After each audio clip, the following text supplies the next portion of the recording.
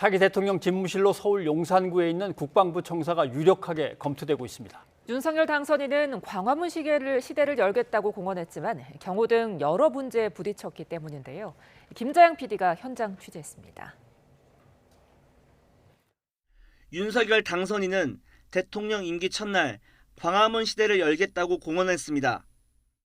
제가 대통령이 되면 기존의 청와대는 사라질 것입니다. 조직 구조도 일하는 방식도 전혀 다른 새로운 개념의 대통령실이 생겨날 것입니다. 새로운 대통령실은 광화문 정부 서울청사에 구축될 것입니다. 대통령 집무실을 정부 서울청사로 옮기는 이른바 광화문 시대 약속은 윤 당선인이 처음은 아닙니다.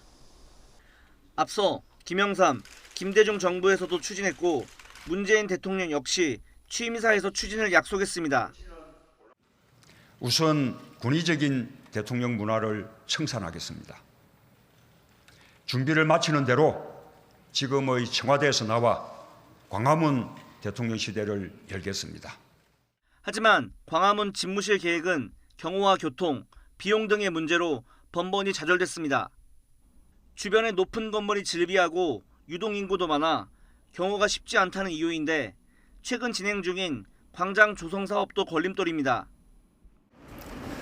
보시는 것처럼 광화문은 현재 광장 공사 작업이 한창입니다.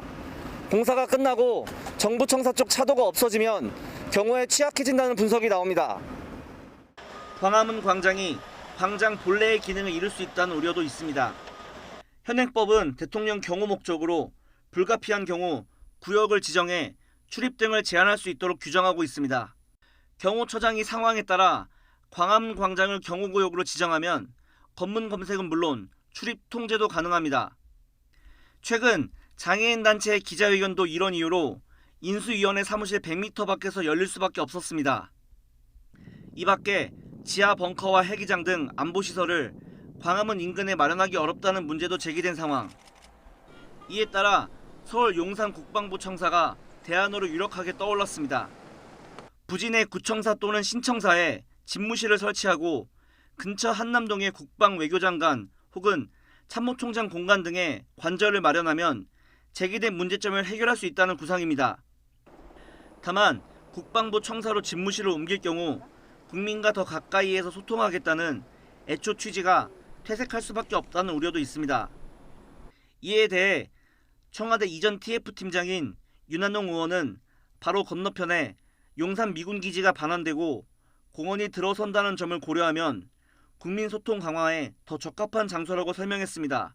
다만 아직 확실히 결정된 건 없다면서 광화문 청사와 국방부 청사가 50대 50의 유력한 후보라고 밝혔습니다. 집무실 이전에 대해 시민들의 반응은 찬성과 반대로 엇갈렸습니다. 권력을 내려놓고 기득권을 내려놓는 것에서 시민으로서는 괜찮다고 긍정적으로 생각을 해요. 시민들하고 국민들하고 대면할 기회가 많잖아요. 이제 청와대가 있으니까 기존에 계셨던 자리에 계셔 주셨으면 좋겠어요. 그러면서 소통하시는 거는 마음의 문제라고 생각하거든요. 그게 어디 장소에 있는 것에 대한 문제는 아닌 것 같아요.